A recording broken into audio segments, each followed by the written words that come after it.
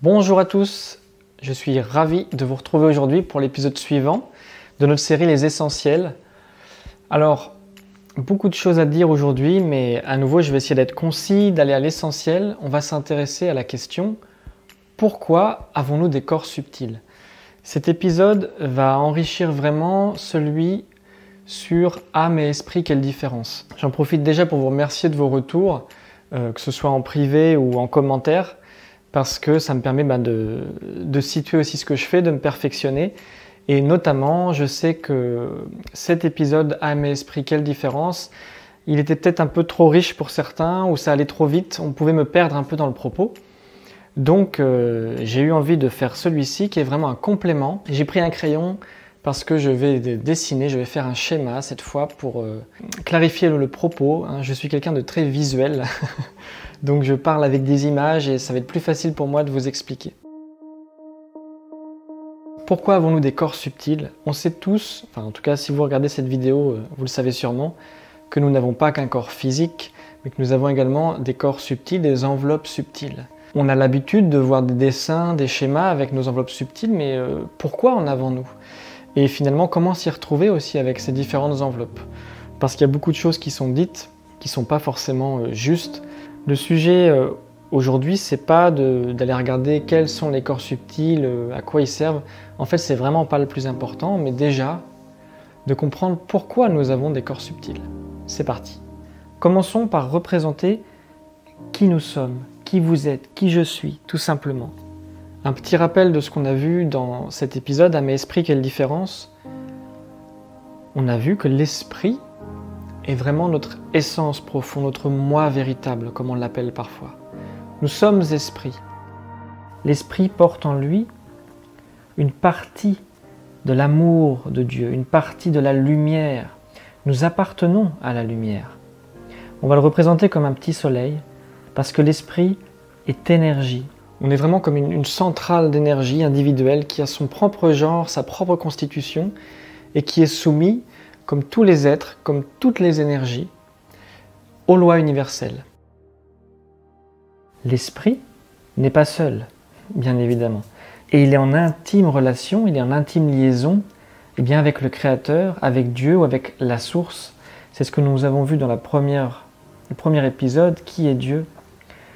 Cette source originelle de tout ce qui est Dieu, source créatrice, source de force, source de lumière.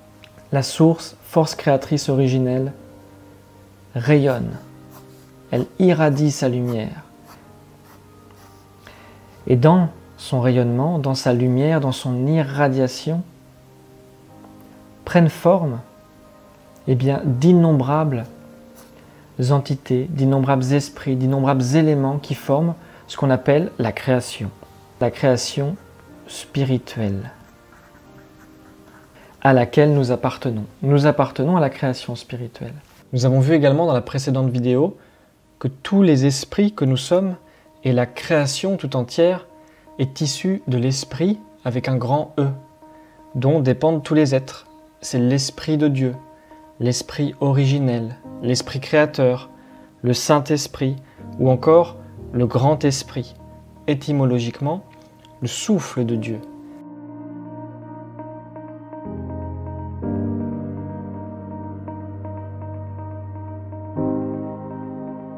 Donc je vais représenter ici cette première force à laquelle nous sommes soumis, qui est cette pression de la lumière, cette force d'irradiation, à laquelle tous les esprits, toutes les entités, tous les éléments de la création est soumis.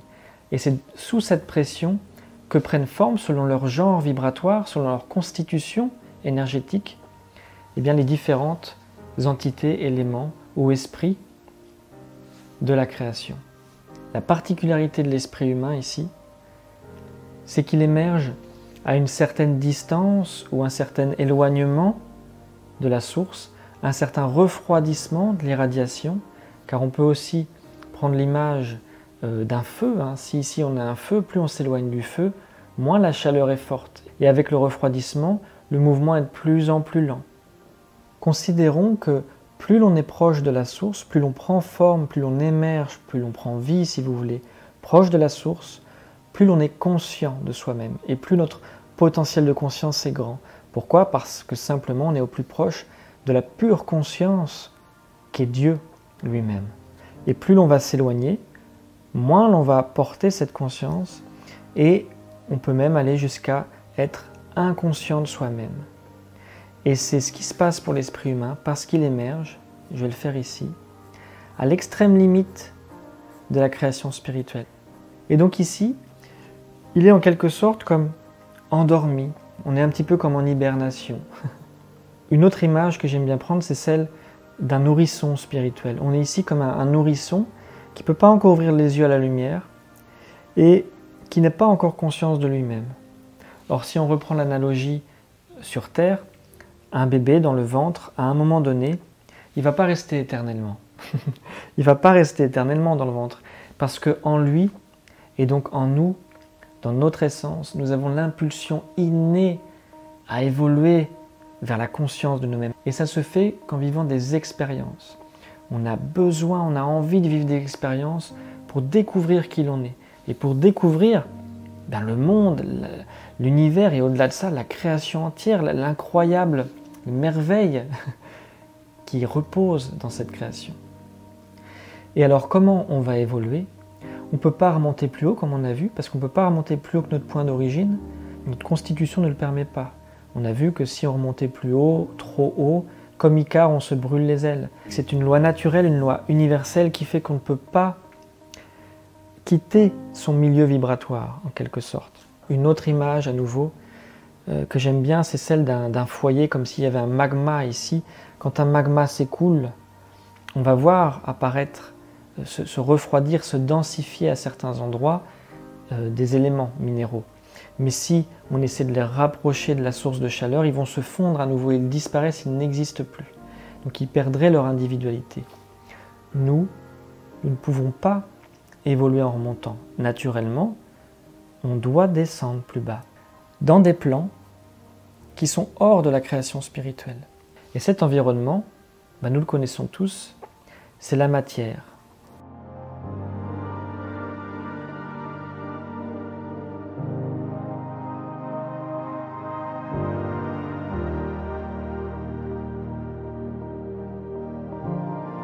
On va avoir ici une deuxième partie de la création matérielle. Donc ce sont tous les plans de matière qui forment notamment l'univers que nous connaissons. Il nous est destiné un endroit particulier pour évoluer, pour les terriens, c'est la Terre. Et sur Terre, il nous attend, au moment de l'incarnation, un corps. C'est notre enveloppe la plus dense, notre enveloppe la plus physique, qui est le corps physique justement. Sauf que voilà, on ne passe pas directement du plan spirituel au corps physique. Et c'est pas pour rien que j'ai laissé ici un espace. Car en effet, la matière ici présente, elle va avoir aussi différents degrés, différents plans. Tout est divisé en plans dans la création. Non seulement dans la création spirituelle, mais là on ne va pas s'y intéresser aujourd'hui, mais aussi dans la création matérielle. Voilà, jusqu'à la matière la plus dense que nous connaissons. Donc ici, on va avoir une notion qu'on retrouve, qu'on connaît tous, la notion de densité. Plus on va être éloigné, plus on va être refroidi en quelque sorte de la lumière, plus la densité est forte. Et nous sommes ici dans la matière dense, la matière terrestre, le corps de chair que l'on peut toucher, les éléments que l'on peut toucher. Et plus l'on va être élevé, proche de la lumière, plus la matière est subtile, ou éthérée, si vous voulez. Donc tout est question ici de densité, plus ou moins forte. On pourrait ici reprendre une autre image. J'aime bien prendre des images pour faire des analogies avec ce qu'on peut observer, tous en fait. C'est si on prend l'élément de l'eau. Si l'eau représentait la matière, dans sa densité la plus faible, ici, elle est sous forme de vapeur, parce que la source de chaleur est plus forte. Et plus on va s'éloigner de la source de chaleur, plus l'eau va devenir liquide et au plus froid va devenir solide, dense. Et plus elle devient solide, plus elle ralentit. Alors tout simplement, qu'est-ce qui se passe? Eh bien notre esprit, lorsqu'il va descendre dans les plans de matière, il ne va pas pouvoir y aller tout seul, comme ça. Lorsqu'on est tout nu et qu'on change d'environnement, on va devoir mettre des enveloppes, des manteaux ou des corps. C'est là notre premier corps subtil. J'avais pris l'image d'un scaphandrier, c'est-à-dire que sur Terre, on est fait pour vivre à la surface, à respirer de l'air. Si on veut aller dans un élément qui n'est pas le nôtre, en l'occurrence si on veut aller dans l'eau, au fond de l'eau, on va devoir mettre un scaphandre, un corps différent, une enveloppe différente. De la même façon, pour reprendre l'image du refroidissement, si on veut aller vers le pôle Nord, à l'endroit où le soleil est moins présent, à l'endroit où il fait plus froid, on ne va pas y aller tout nu. On va se couvrir, on va ressembler à un petit Inuit avec nos fourrures. Donc plus on va devoir s'éloigner de la chaleur, de la lumière, de la source, plus on va s'envelopper de corps. Voilà. Et le dernier étant ici le corps physique. Donc pourquoi avons-nous des corps subtils? Simplement parce qu'ils sont nécessaires, ce sont eux qui nous permettent de progresser, d'évoluer dans les plans de matière qui sont notre terrain. Tout ça, c'est notre terrain d'évolution, notre terrain d'expérience. Mais le vrai terrain, le plus fort, le plus palpable et le plus important, c'est celui qui est ici, c'est celui qui est sur Terre. Car c'est là que les expériences vécues sont les plus fortes et c'est là où on a le temps de vraiment ajuster nos expériences, en tirer des leçons, etc. Cette pression de la lumière que nous avons vue donne naissance à une loi universelle qui est simplement la loi de la pesanteur, qui est une des lois d'ordre. J'avais donné dans l'introduction aux lois divines 3 types, 3 catégories de lois, et dans les lois d'ordre, on a cette loi de la pesanteur. C'est sûrement nouveau, en tout cas ça a été nouveau pour moi de comprendre ça. La pesanteur, qu'est-ce que c'est? Eh bien, on la connaît sous la notion de densité, à savoir que la loi de la pesanteur fait en sorte que tout ce qui est de même densité se rassemble, se regroupe entre eux, s'assemble dans le même niveau. C'est ce qui fait que si je lâche mon crayon, ici, voilà, si je lâche mon crayon, il va tomber plus bas. Pourquoi? Parce que sa densité est plus grande et plus forte que celle de l'air. Par contre, si j'avais une bulle d'air, il y a de fortes chances qu'elle reste en l'air, parce que sa densité est moins forte. Et si je prends carrément un ballon d'hélium, dont la densité est moins forte que celle de l'oxygène, de l'air, eh bien, il va s'élever. Il va s'élever plus haut, tout simplement. Le corps physique est la matière la plus dense qui soit, donc elle nous maintient dans le plan de matière dense sur Terre.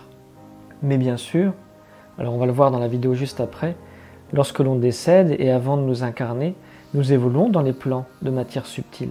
Notre âme qui est la première enveloppe ici, ou autrement dit, l'esprit entouré de ces premières enveloppes forme l'âme. C'est ce qui nous fait dire que sur Terre, nous sommes un être humain incarné, un être incarné dans un corps de chair. Lorsqu'on décède, on a tendance à parler de l'âme d'un défunt, l'âme d'un être humain qui évolue ici. Et notre essence, le noyau qu'il y a au cœur de tout ça, notre moi véritable, c'est l'esprit.